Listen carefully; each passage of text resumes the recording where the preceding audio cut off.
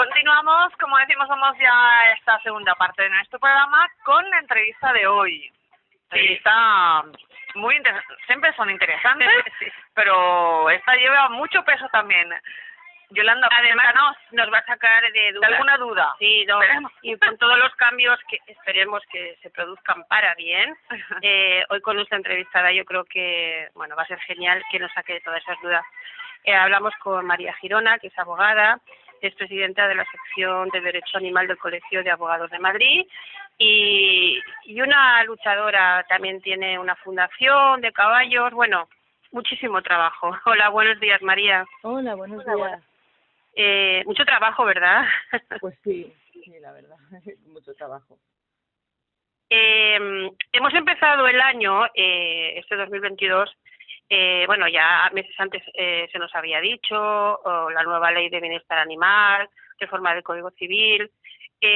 María, desde tu punto de vista, ¿no?, de tantos años luchando por el tema del Código Civil, del bienestar de los animales, ¿crees que estos cambios se van a notar?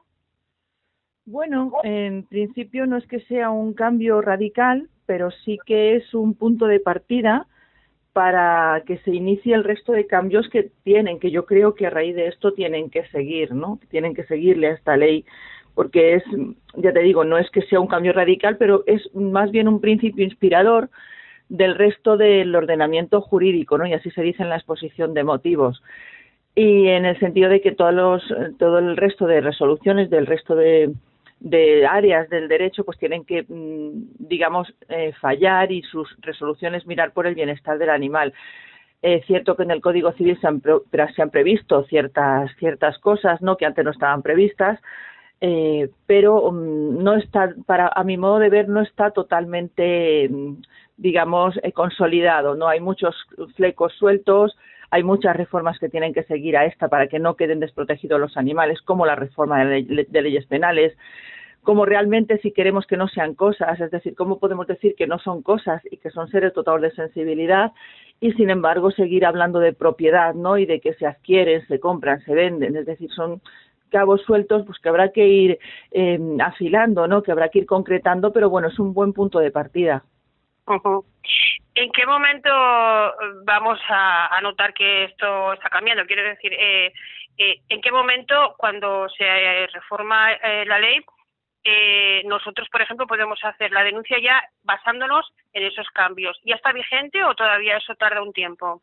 A ver, en vigor entró el 5 de enero. Lo que pasa es que es cierto que con anterioridad a la entrada de esta ley ya dependía mucho de la sensibilidad del juez, pues fallar de acuerdo con el bienestar del animal. Había jueces que efectivamente ya lo venían haciendo y de hecho había custodias compartidas antes de la entrada en vigor de esta ley.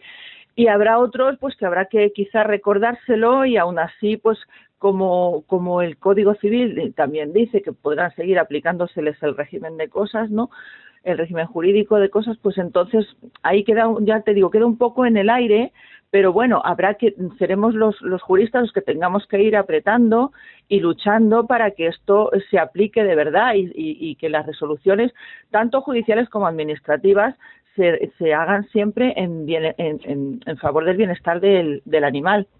Uh-huh. Hablamos animales, que generalizamos, pero realmente esto llega a pocos. Quiero decir, llega a perros, llega a gatos, luego están los perros de caza, los animales de granja, los toros. Bueno, difícil, ¿no?, llegar a todo. A ver, lo que no ha previsto el legislador es que el Código Civil, el nuevo, dice que los animales son seres dotados de sensibilidad. Uh-huh. Y no dice qué animales. Claro. Es decir, ahí el legislador pues o se olvidó o lo ha hecho intencionadamente para protegerlos a todos, pero claro, esto es totalmente contrario a que se quiera, por ejemplo, sacar a los perros de caza de la ley de protección que se está tramitando ahora, ¿no? Entonces, si son todos los animales, estamos en la de siempre, también los toros. Claro. ¿Qué gracia le tiene que hacer al toro entrar en una plaza? Sí. Entonces, si realmente esta ley dice que, mira, de hecho lo dice concretamente el artículo 333 bis, dice los animales son seres vivos dotados de sensibilidad. Entonces, claro, esto es aplicable también a los toros. La resolución que dicte la Administración para autorizar esa corrida tendrá que velar por el bien del animal o no. Es decir, aquí, ¿qué hacemos ahora? Ya te digo, queda un poco en el aire y esto se irá concretando pues a golpe de resolución, a golpe de recurso. La Administración, los juzgados dirán una cosa, los abogados diremos otra, tendremos que recurrir y, bueno, pues a raíz de estos recursos y de estas resoluciones, pues se irá concretando, ¿no?, en qué realmente se plasma esta reforma. Como tú dices, esa base, pues eso, de estar ahí machacando, ¿no? Y ¿tú crees que realmente la gente denuncia lo suficiente para que eso lo veamos reflejado en los medios, en la sociedad? Porque a mí mucha gente me pregunta, pero luego se frena muchísimo para denunciar. ¿Crees que es suficiente o tendríamos que denunciar más? Hombre, cada vez se denuncia más. La verdad es que antes estaba normalizado, por ejemplo, ver un perro en un balcón, ¿no?, vivir ahí en una terraza, y ahora cada vez se denuncia más. Es cierto que las denuncias casi siempre son denuncias públicas en redes, pero cada vez más asociaciones protectoras e incluso particulares denuncian más en comisarías, denuncian más en los juzgados, se personan como acusación particular o popular, aunque ahora flaco favor nos hace el proyecto que han presentado el Gobierno de Ley de Enjuiciamiento Criminal, en el que ya las acusaciones populares prácticamente se quitan, se suprimen, y las particulares se reducen al mínimo, ¿no? Pero bueno, cada vez se denuncia más y esto es fruto de la sensibilidad de la sociedad. La sociedad va avanzando y estamos en Europa, es decir, tenemos que avanzar al nivel de los países que nos rodean, en los que hay legislaciones como Alemania, que tienen muchos años de cárcel para el maltrato animal. Incluso México tiene una legislación animal brillante, ¿no? En países que dirías, bueno, si es que están en Hispanoamérica, pues claro, tenemos que avanzar y nuestra sociedad, la mentalidad de la sociedad se nota que avanza en el sentido de no normalizar conductas que conllevan maltrato animal. Muchas de las quejas, ¿no?, que nos llegan es que la gente dice, yo voy a hacer la denuncia, policía, Guardia Civil, Policía Nacional, y no me hacen caso. O sea, me dicen, no, eso no. Si van, porque a ocasiones que no van, y en otras ocasiones que van, pues te dicen, no, eso no nos compete, eso no hay que hacer nada. Y la gente, claro, ante eso dice, ¿qué hago si me están diciendo que no? ¿Qué tenemos que decirles? Eso es cierto, mira, sobre todo cuando no, bueno, nosotros en la Asociación Apadevi tenemos vídeos cortitos colgados, por ejemplo, cuando no nos quieren coger la denuncia, qué hacer cuando no hay autor conocido, es decir, pues para ir orientando un poquito a la sociedad, orientándola de sus derechos, porque solo conociendo sus derechos la gente puede ejercerlos realmente, ¿no? Entonces, cuando vas a una comisaría a denunciar un delito y la policía te dice, por ejemplo, esto lo hacen mucho cuando no hay autor conocido, te dicen que si no hay autor conocido, no te cogen la denuncia. Pues esto no es legal, tienen que coger la denuncia porque la Ley de Enjuiciamiento Criminal dice que si no hay autor conocido, la policía tiene 72 horas para encontrar al autor, para hacer las gestiones o encontrar o bien al autor o bien un hilo de investigación para averiguar quién es el culpable, ¿no?, el autor. Entonces, cuando llegamos a una comisaría y no nos quieren coger la denuncia, porque también muchas veces por tema de competencia, no, esto es policía local, no, esto está, no, la policía tiene que coger la denuncia y luego ellos, el atestado, remitirlo a la policía competente en su demarcación, si es un pueblo, a la Guardia Civil, a Seprona, al que sea, ¿no? Entonces, si no nos quieren coger la denuncia, existen unas hojas de reclamaciones, también como en cualquier establecimiento, en el que pueden rellenar poniendo la causa de su queja, y en este caso es que no le quieren coger la denuncia. Donde sí la cogen siempre, si la persona, además de poner esta queja, siguen sin cogerle la denuncia, donde cogen siempre la denuncia es en los juzgados. Eso sí, ahí hay que llevarla escrita. Uno escribe en un papel de forma muy sencilla los hechos ocurridos, adjunta todas las pruebas que tenga, si tiene fotos, testigos, vídeos, lo que tenga, y la presenta por registro en el juzgado, o bien en decanato, o en registro, o en el de guardia, según si es una ciudad grande o pequeña, y ahí se la cogen siempre, sí o sí. Me parece muy interesante, María, lo que nos estás contando, porque es verdad que te llega siempre la misma queja, ¿no? Y nos estás diciendo de qué forma hacerlo correctamente.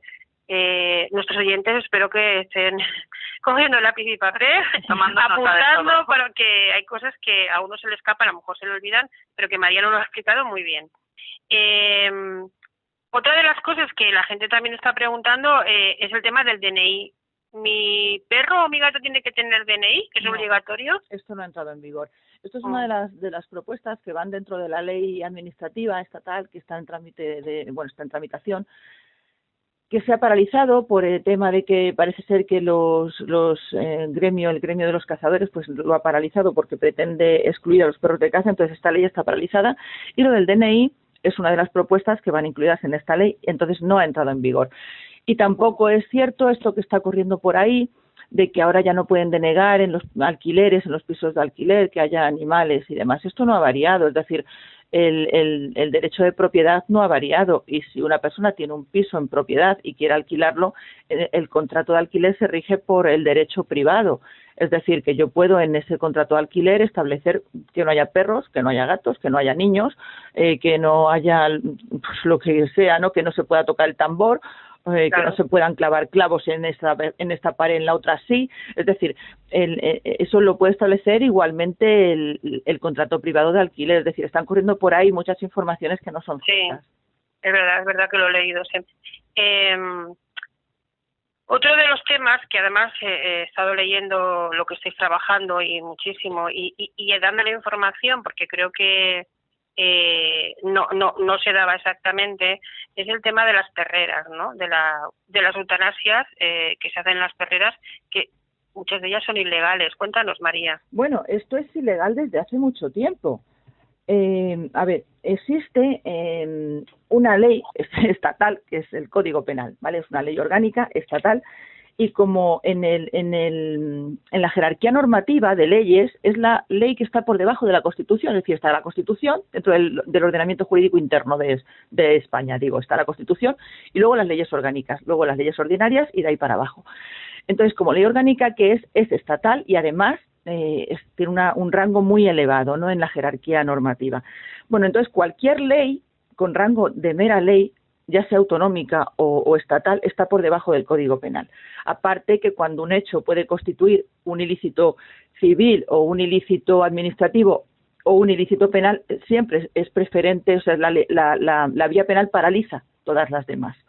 Entonces, es preferente la aplicación del Código Penal en el sentido de que, por ejemplo, llega un animal a una perrera y si la ley autonómica dice a los 20 días se podrá sacrificar por causa de aforo, por ejemplo, porque hay muchos perros en esa perrera o muchos gatos, ¿no? Bueno, pues eso, si el animal está sano, eso es ilegal, eso es delito. ¿Por qué? Porque el Código Penal dice que el que maltratare o causara la muerte de un animal será castigado por el artículo 337, ¿no? De forma injustificada. Entonces, ¿qué es a efectos penales, qué es justificación para matar a un animal? Pues a efectos penales la justificación para poder matar a un animal es que esté enfermo con una enfermedad irreversible, grave y que le cause sufrimiento, porque hay enfermedades irreversibles con las que el animal convive y tiene calidad de vida. Bueno, tiene que ser una enfermedad que le cause sufrimiento, o bien que sea un animal agresivo y cuya agresividad sea irreversible, es decir, que no tenga cura con un etólogo. A estos dos supuestos tienen que acompañar los correspondientes informes veterinarios o de etólogos, o bien por la aplicación de las eximentes comunes a todos los delitos, por ejemplo, la defensa propia, ¿no? Si un animal te está mordiendo el cuello y te va a matar y tú le clavas un cuchillo, lógicamente es que o te dejas matar o le clavas el cuchillo, pero eso lo harías con una persona también que te esté matando, ¿no? Es decir, las eximentes comunes al resto de delitos. Quitando estos supuestos, matar un animal, fuera de estos tres supuestos que he dicho, matar un animal es delito. Lo que pasa es que está normalizado y yo estoy harta de ponerlo en las redes, de ponerlo en las publicaciones. Tengo un vídeo que tiene más de 100 y pico mil reproducciones, pero la gente lo ve y además lo discuten. Es decir, no, esto no es así. Bueno, pues tú piensas que no es así, pero la ley sí es así. Es decir, matar animales sanos, ya sean perreras, o bien el típico señor que se cansa de su perro y lo lleva al veterinario. Oye, lo quiero eutanasiar. Bueno, pues ahí comete el delito el propietario y el veterinario. Exacto. ¿Vale? Y el veterinario además tiene obligación de llamar a la policía y decir, este señor está cometiendo un delito por el artículo 262 de la Ley de Enjuiciamiento Criminal. Tiene obligación de llamar a la policía y decir, este señor pretende cometer un delito y pretende que lo cometa yo. Es decir, tiene que quedar claro que matar animales sanos, ya sea en perreras, en veterinario, en cualquier lugar, en España es delito. Y si alguien sabe que en una perrera han matado al perro Pepe o al gato Juan, tiene que denunciarlo, porque además, por el artículo 259 de la Ley de Enjuiciamiento Criminal, si sabe del delito, toda la persona que sepa de un delito tiene la obligación de denunciarlo y además está sancionado por este artículo que he mencionado.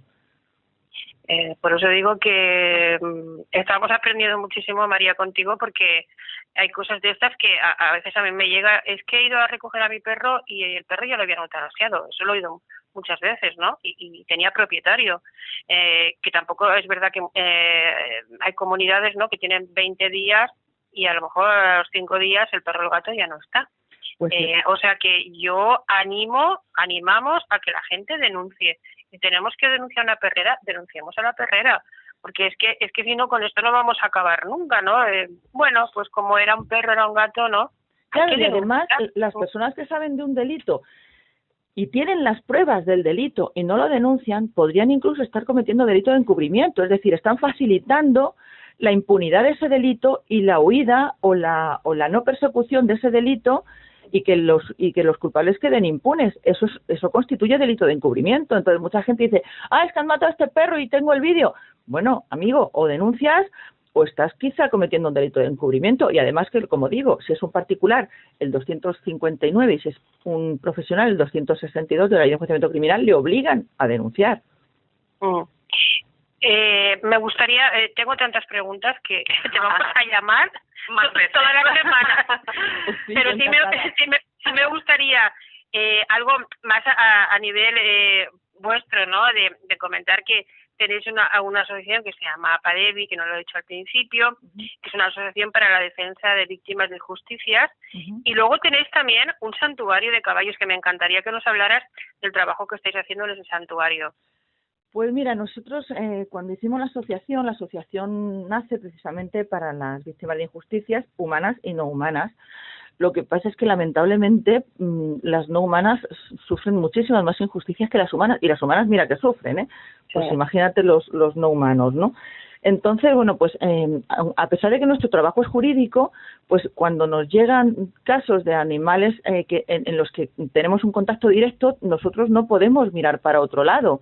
Entonces, eso nos ha pasado pues con la perrita Estamora, con tantos y tantos que sacamos de perreras que nos llegan de forma directa, le ves la cara en la foto y dices, pues los saco, ¿no? Y los tenemos en casas de acogidas o cuidamos colonias felinas, y eso no era nuestro trabajo al inicio, ¿no? Porque nuestro trabajo, como digo, es jurídico y tenemos pues más de 80 casos penales con los gastos que ello conlleva, con el trabajo que eso conlleva, los desplazamientos, las fianzas, procuradores, unos gastos brutales y un trabajo, porque el trabajo de la defensa jurídica de los animales es brutal en los juzgados, es brutal porque cualquier delito, una estafa, una violación, un robo con violencia, va solo, el fiscal acusa y el procedimiento pues ahí avanza, ¿no?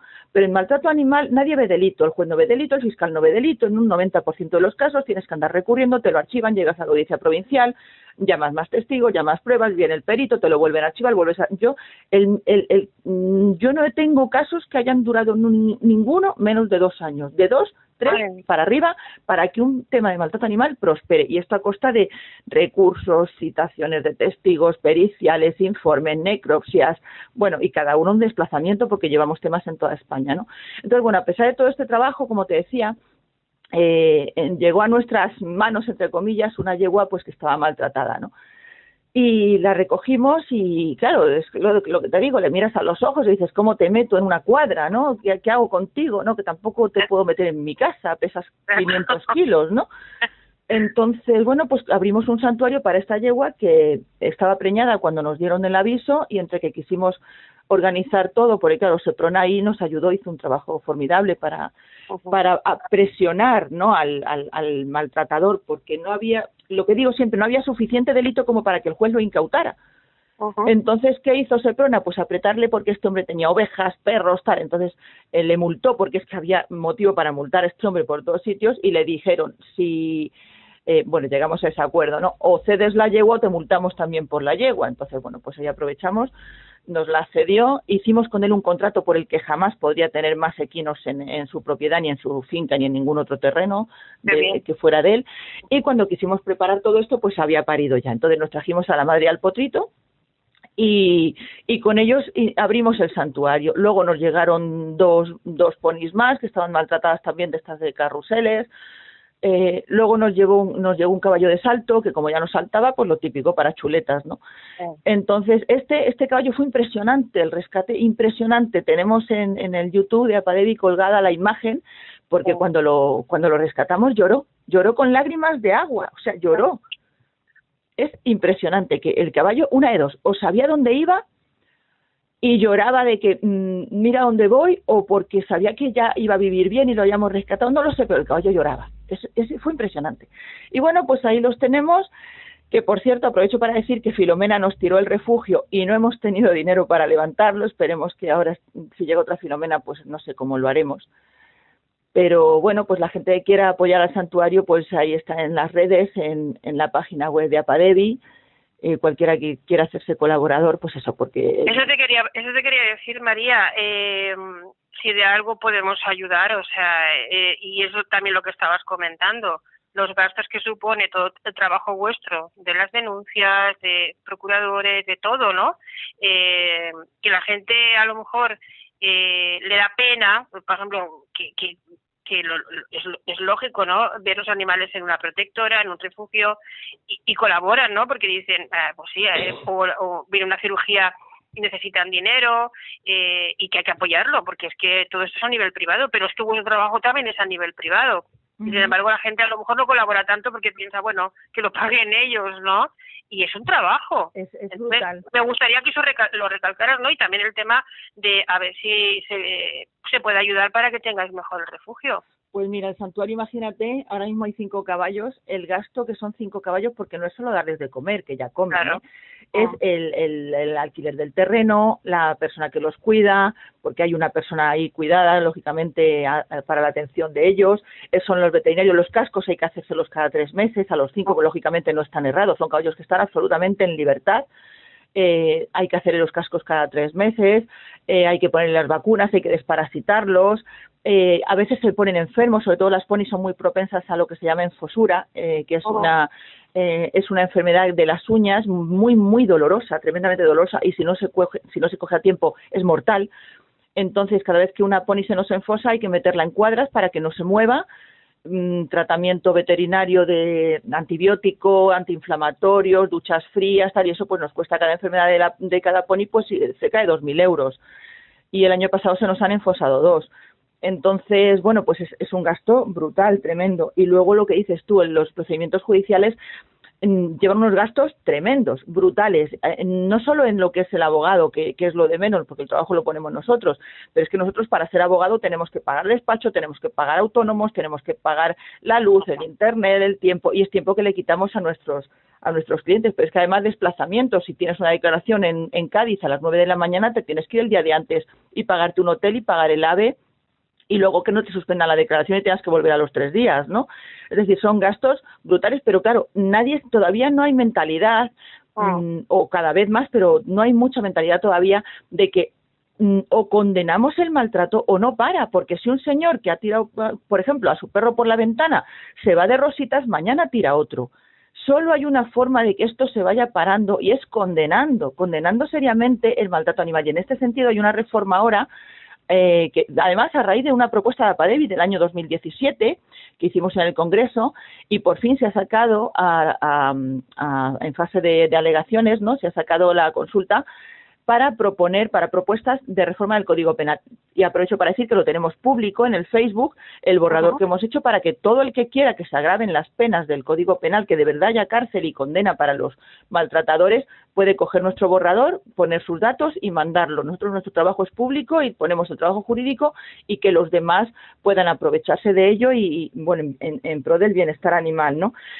Y lo que comentábamos, ¿no? Si nosotros tenemos un teaming, como cualquier pequeña asociación, ¿no? O gran asociación, pero nosotros tenemos un teaming con 170 y pico teamers, ¿no? Estos son 170 y pico euros al mes, ¿no? Sí. Mi compañera y yo, que somos 2 abogadas las que estamos en Apadevi, fíjate la que tenemos ya dentro de España, las 2, las 2 horas. Pues... Pero 2 que valen por 2.000, que valen. Gracias. Mira, tenemos el tema de las cotorras de Madrid, lo tenemos en el Tribunal Superior de Justicia. Eso supone que si perdemos, perdemos en costas, en la primera instancia y en la segunda. Las costas administrativas son entre 300 y 3.000 euros. Tenemos al Gobierno de España en la Audiencia Nacional por autorizar la caza, por las leyes de caza. Ahí es nada. Como perdamos este procedimiento, las costas podrían superar los 6.000 euros. Es decir, que ahí tenemos procedimientos en los que no se mete nadie. Por ejemplo, tenemos denunciado los ritos religiosos de matanza de animales, con lo que nadie se ha atrevido a meterse con este tema. Es verdad. Pues nosotros lo tenemos denunciado. De hecho, el defensor del pueblo se ha puesto de nuestro lado en este caso, ¿no?, para que conteste el ayuntamiento, con apercibimiento de declarar ayuntamiento hostil a Ceuta en las Cortes Generales.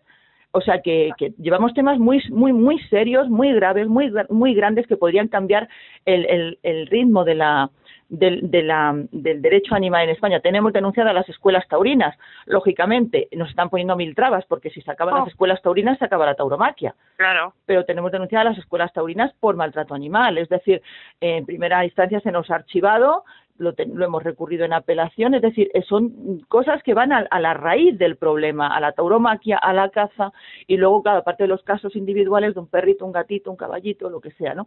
Entonces, lo que decimos, pero claro, tanto mi compañera como yo tenemos que vivir, tenemos que pagar nuestra hipoteca, nuestros autónomos, nuestro despacho, nuestros hijos, nuestro santuario, todo. Entonces, lo que sí que quiero decir, si nosotros tuviéramos apoyos suficientes en el teaming, como hay asociaciones que tienen hasta 200.000 teamers, es verdad. Yo no te digo tanto, no, desde luego, no aspiro a eso. Bueno, pero por pedir oye no vamos a quedarnos. Si nosotros tuviéramos 5 o 6.000 teamers, que supondría que no llegaría ni a la mitad de las costas que tenemos mensualmente, ¿no? Nosotras podríamos cerrar nuestros despachos y dedicarnos 100% al derecho animal.